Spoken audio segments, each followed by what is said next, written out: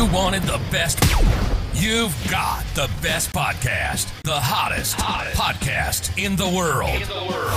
The Chris Voss Show, the preeminent podcast with guests so smart you may experience serious brain bleed. The CEOs, authors, thought leaders, visionaries, and motivators. Get ready. Strap yourself in. Keep your hands, arms, and legs inside the vehicle at all times, because you're about to go on a monster education roller coaster with your brain. Now, here's your host, Chris Voss. Hi, folks. Chris Voss here from the ChrisVossShow.com, the ChrisVossShow.com. Welcome to the big show, my family and friends, ladies and gentlemen, boys and girls, everyone alike. Welcome to the big circus, the tent in the sky, if you will, of entertainment, of information, of broadening of your mind, all the stuff that we do on the Chris Voss Show. 14 years and almost 1,500 episodes now. We're just growing like a weed. 2 to 3 episodes a day. If you're not tuning in for all the great stuff we're putting out all the time, the brilliant minds and everything else, you're just losing out. You're just losing out. Like you'll probably lay in bed at night and go, I miss listening to the Chris Voss Show tonight. I don't think I'll ever be the same. I'm going to have to catch up tomorrow. Anyway, as always, these are the setups we do for the silly plugs. Please go to youtube.com/Chris Voss, goodreads.com/Chris Voss. I have this picture in my head of people losing sleep at night over that. Go to linkedin.com/Chris Voss, TikTok at Chris Voss1.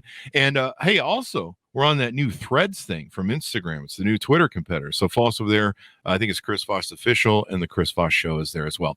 Today we're talking about some amazing stuff, some amazing journey. You have a little bit of car business, and we have a gentleman on the show. And if you're not watching on YouTube, you're definitely missing out, because there's a beautiful sort of ZZ Top-ish, what we call it, antique, older style, but new style. We'll get into what that means on the show behind him. So make sure you check out the YouTube video as well. We have on the show with us today a gentleman who has a company that's making electric cars, and he has more than 50 years of experience with it.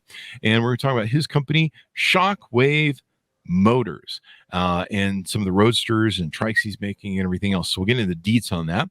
For more than 50 years of experience with electric vehicles, John Q. McMilliand has been working with electric vehicles. 12 years old, he designed and built an electric go-kart at a top speed of 30 miles per hour in high school physics class.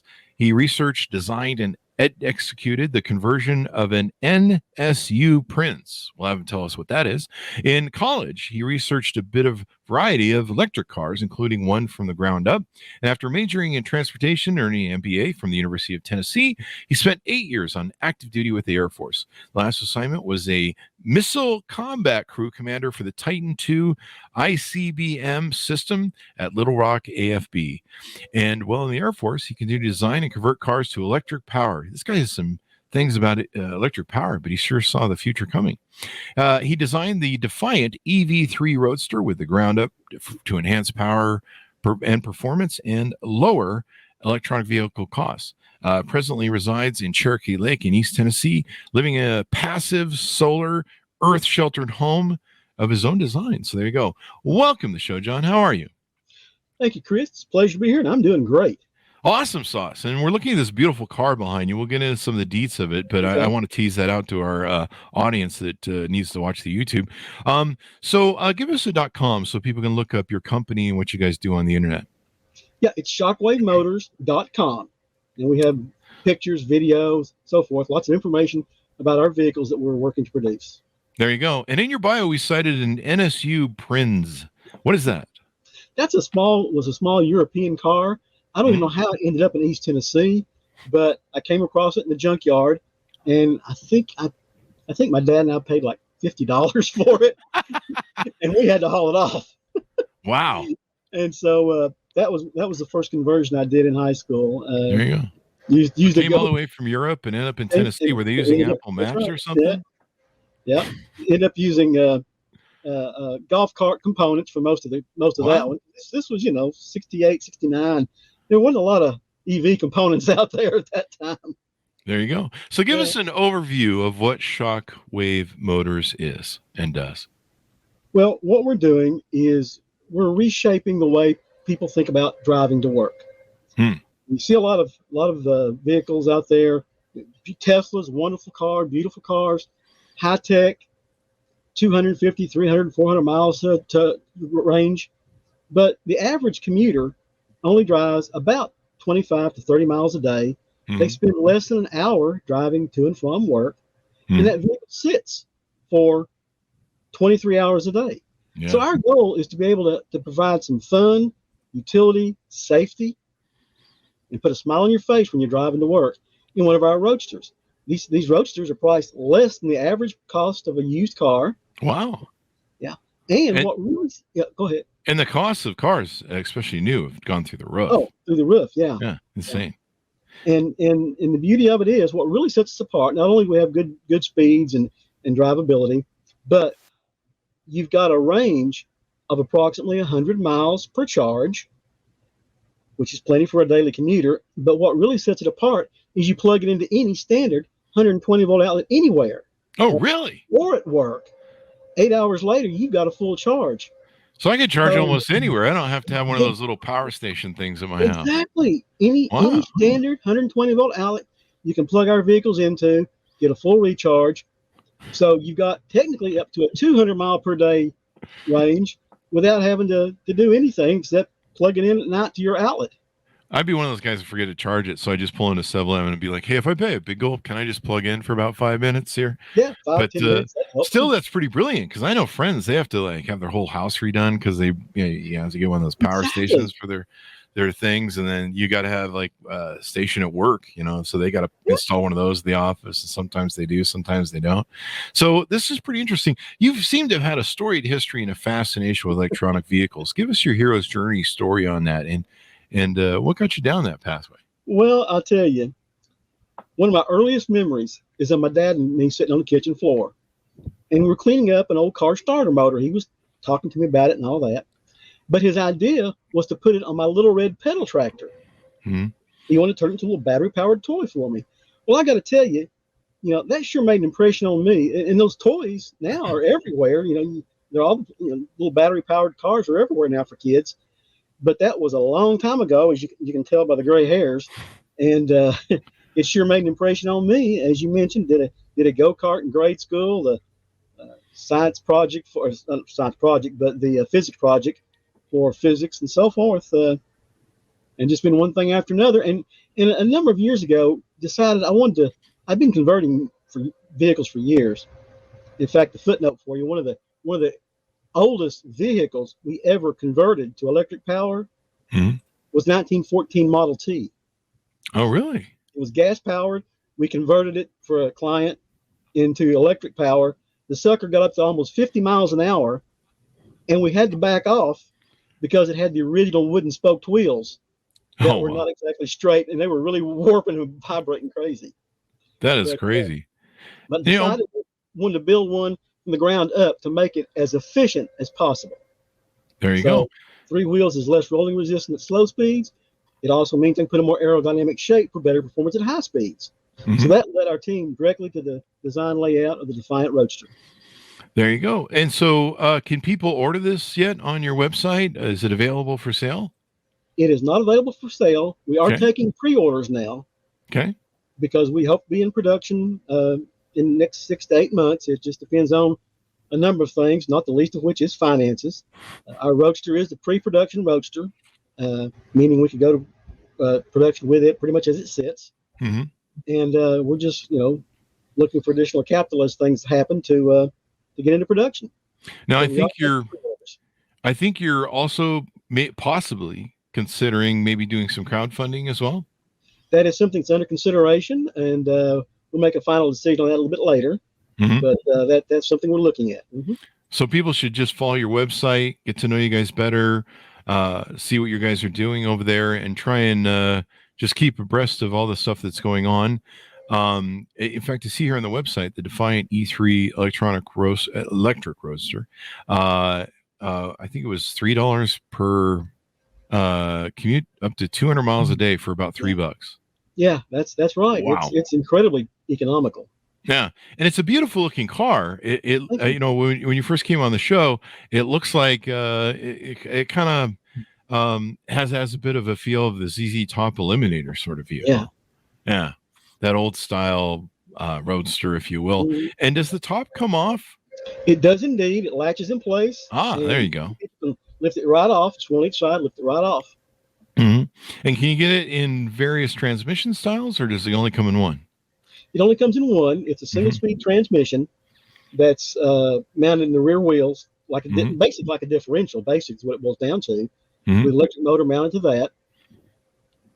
There you go. I know. My youngster nephew. He's like, everything has to be a stick shift. I'm like, I don't think electronic cars come with stick shift. Actually, they can. The conversions did. Really?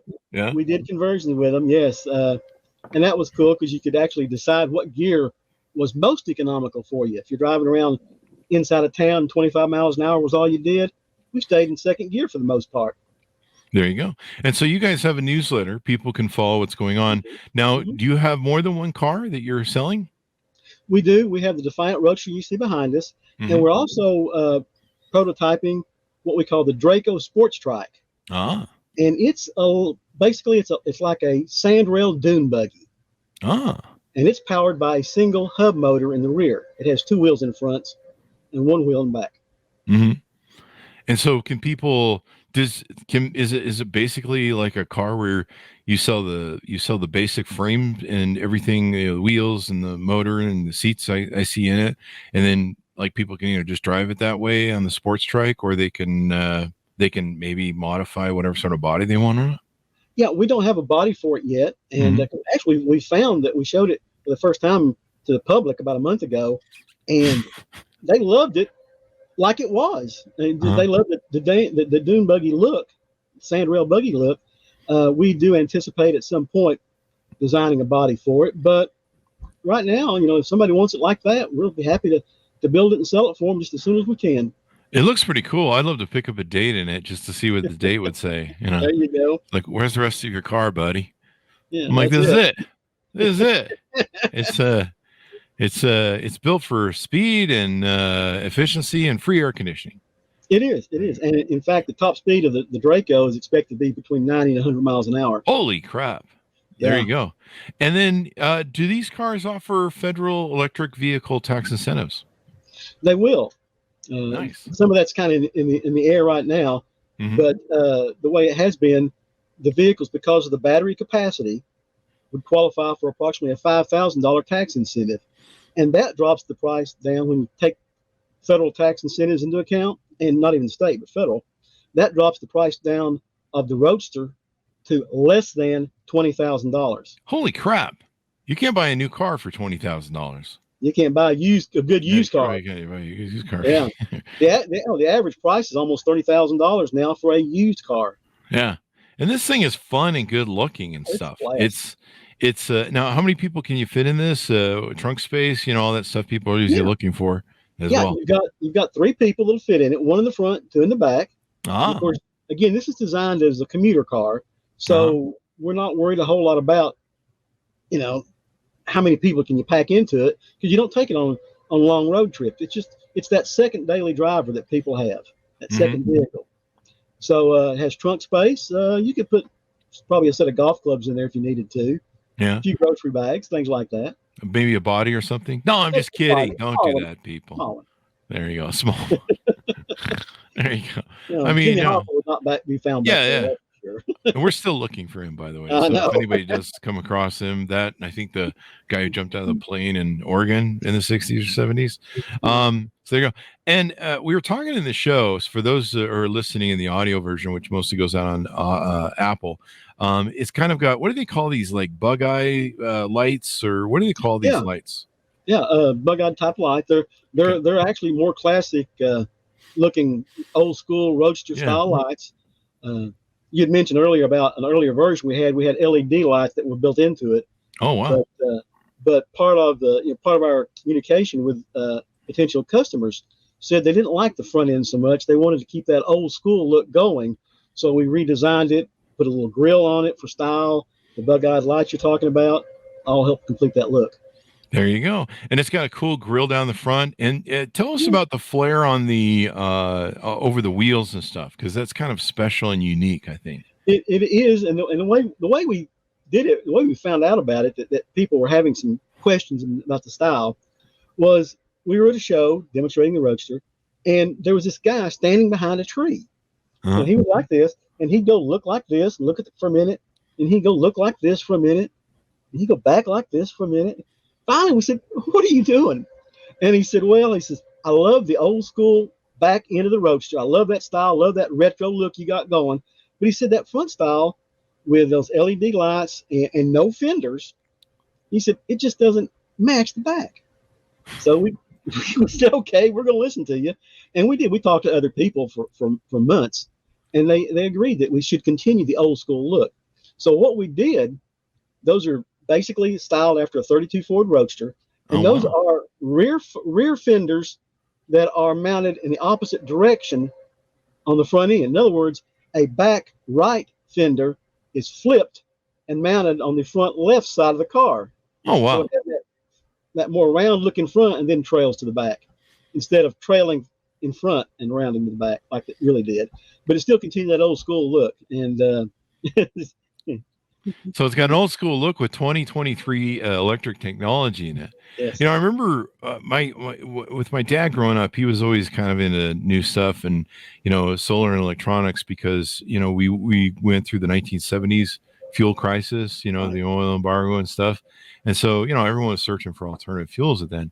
But, you know, the costs and the technology and everything was pretty high.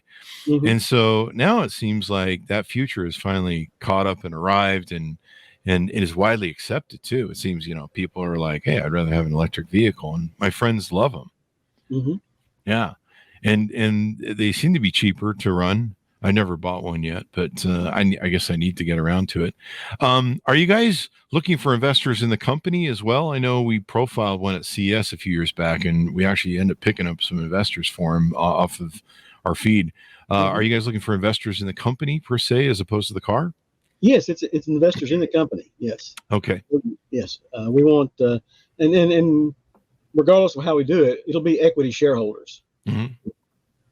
There you go.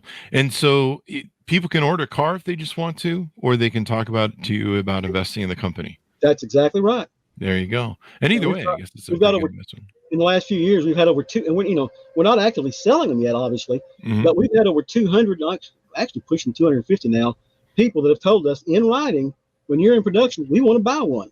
There you go. So, and they're unique. I mean, people like something unique that's kind of a flavor that no one else has. I think that's I was going to say, I can't even drive to Walmart, you know. That 15-minute trip to Walmart becomes an hour and a half because people stop me. They want to see what we're doing, and they like the car and want to talk about it. Yeah, it's cool. I should probably buy one and show up on dates. I mean, they won't know what to do. They'll probably be like, how much does this cost? So I noticed that on the two different models, one is they're both trikes. One has got a one wheel in the front, and then the other one has a one wheel in the back. Do I have that correct? That's correct. The Defiant is one wheel in the front, two wheels in the back. It's a traditional trike, and then the Draco is a reverse trike with two wheels in the front, one in the back. Yeah. And one of the things that we like about the Roadster is its design. We have our design in what we call a passive head-on crash avoidance design, because with this design and the fact that we have a tubular steel reinforced chassis that's on both sides of the vehicle, obviously, you're already 2/3 less likely to have a true head-on collision because the front end's smaller. And then if you do hit something, you're going to glance left or right instead of, again, because a typical car is 6 foot across, big head-on crash. Oh, you stop. With the smaller, just boom, you're dead. Yeah. With this one, you hit and you tend to glance off. You're 2/3 less likely to have a true head-on collision. And you'll glance left or right, which is better than a true head-on stop dead crash. Yeah, you'll take less force and you don't come to a complete stop if you of course, right. And we do have seat belts, shoulder harnesses, front and rear crumple zones as well, and that roll bar like protection system. We haven't mentioned that. When you take the top off, you'll see you've got a full roll bar behind the seats. That's good to have, man. It's a beautiful looking vehicle and it looks like a lot of fun. I like how, I imagine people could choose what sort of, you guys have a really cool sort of fire blaze, a flag going down the side of this one. We do, yeah. I guess people could potentially customize it with whatever they want down the side, I put the ZZ Top Eliminator or something down the side of it. Or I don't know if I can do that legally. Yeah. And you guys got some great endorsements. Looks like here's one from someone from NASA and things like that. Yep. Gizmag, Gizmag. And who else do we have here? Automotive and technical author Kurt Robbins. So really cool what you guys are doing there. And what about dealership opportunities? I see that on your website as well. Are you going to be marketing dealerships and stuff? We will. We'll be marketing through dealerships. We won't try to necessarily have our own, but we'll market through independent dealerships. And something that I want to highlight that we haven't mentioned so far is these vehicles are actually motorcycles. Oh, really? Yes. So they cost less to register or something? Every economical benefit you find in a motorcycle, you'll find in this. There you go. And the nice thing is you don't have to worry about tipping over with your motorcycle, because you're on two wheels, and if you don't put your feet down, you're going to fall. And the vehicle is already very stable. We've had people say, "Oh, it tips over." No, it won't really. We've had people try to destabilize it on wet, windy East Tennessee roads, and they solid as a rock, because we designed it with about a 400-pound battery pack under the rear seat, directly in front of the axle back there. So it's solid as a rock. There you go. I know that those motorcycle trikes got really popular, and two wheels is kind of dangerous. I'm just telling you like it is. I see enough people. I see enough brain surgeons and ER nurses on TikTok telling stories about motorcycle wrecks. And I've had friends, and they love their motorcycles, but there's an old line about motorcycles. There's going to come a day where you're going to have a crash, and how bad it is anybody's guess, but you will be crashing. Two people I used to work with. And so I like one got in critical condition, barely survived. Yeah, and sometimes brain injury and other things. I know I had one of our models from an agency years ago. She got severe brain damage. I don't think she recovered from it. But he was on a ninja bike and he was doing stupid stuff. She was on the back. Having having a chassis around you and a body around you, I kind of like a lot better for a motorcycle sort of usage. And the 3-wheel motorcycles, they really got popular. I see like Harley Davidson dudes driving around. I'm like, I don't know. He's probably a nice Harley Davidson dude. I don't know what that means, but it makes great comedy. Do we establish the prices on these? Do we want to talk about the prices? They might be subject to change. Yeah, the go-to-market price on the Roadster is $24,950. And then, like I said, it qualifies for state taxes and federal incentives and so forth. We haven't finalized it. We anticipate the Draco Sports Track to be somewhere around $19,000 before any incentives are applied. We're trying to build affordable electric vehicles. Yeah. We want people to be able to access them, drive them, have them available, usability. There you go. And it's probably fun to see the vision of what you put together over 50 years of work in electronic vehicles, going from, the original stuff you were doing to this, isn't it? Oh, it is. It is. The one I built when I was at UT, it had a handmade plywood body. That was the best I could do and afford back then. So it's nice to see it evolve and be a little more finished looking. We moved up from plywood, so that's always good. We've moved up from plywood. You don't want to be in a crash with plywood. Have like little wood cinders flying all over the place. But no, electronic vehicles have become so popular. They've just become the in thing now.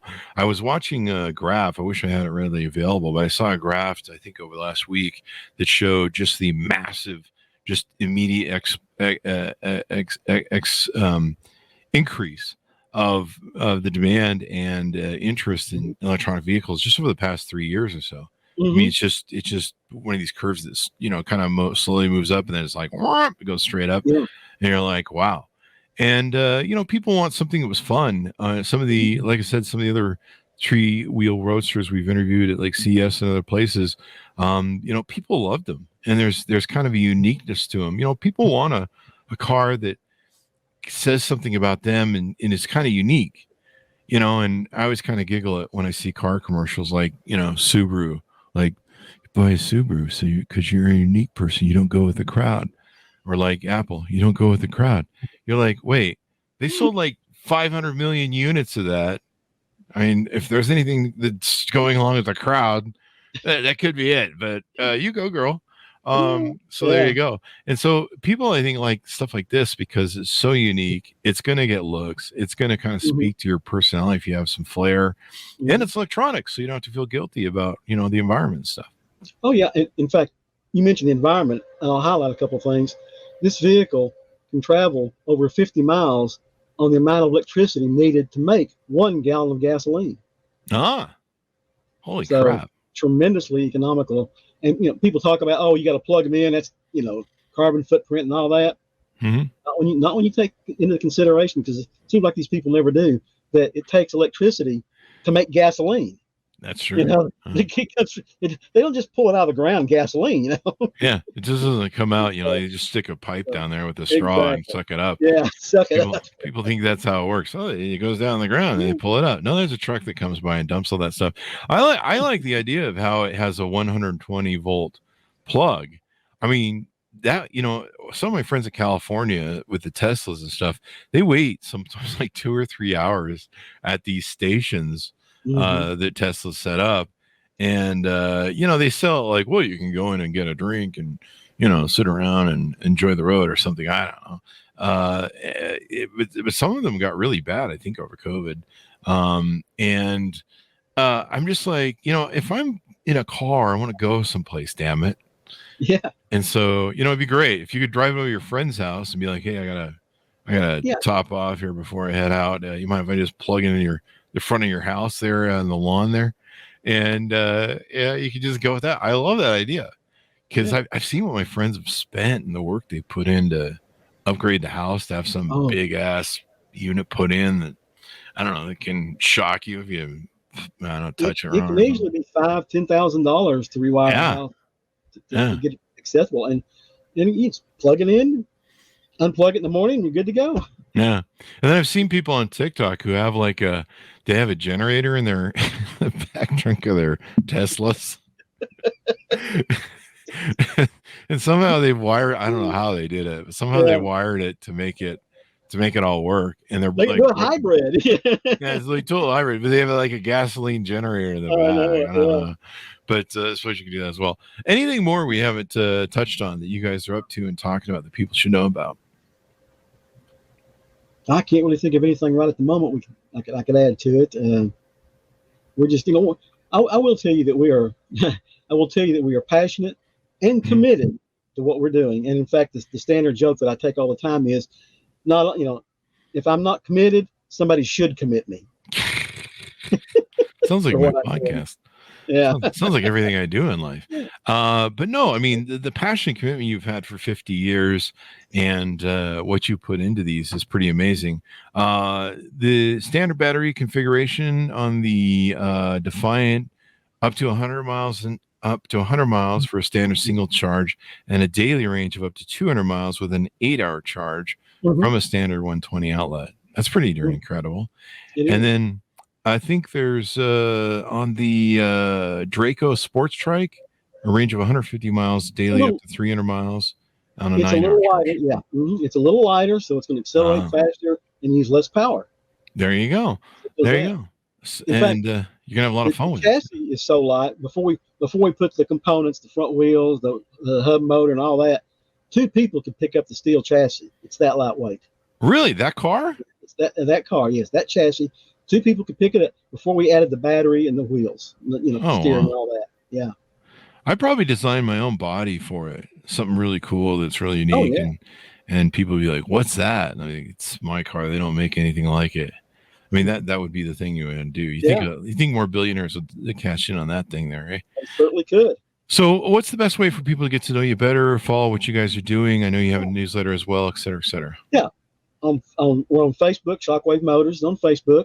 You can follow us there. LinkedIn, if you still like LinkedIn.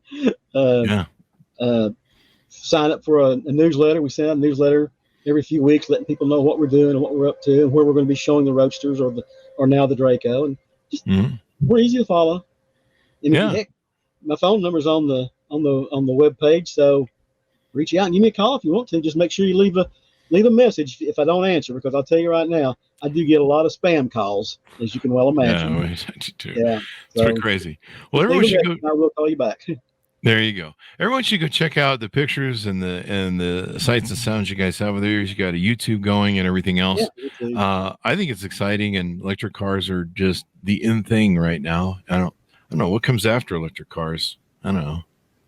Cars that run on air. I don't know. Hover cars, maybe. Hover car, yeah. Cars that float on air. So there you go. Anyway, give us your .com so we can find you on the interwebs. Sure thing. Shockwavemotors.com.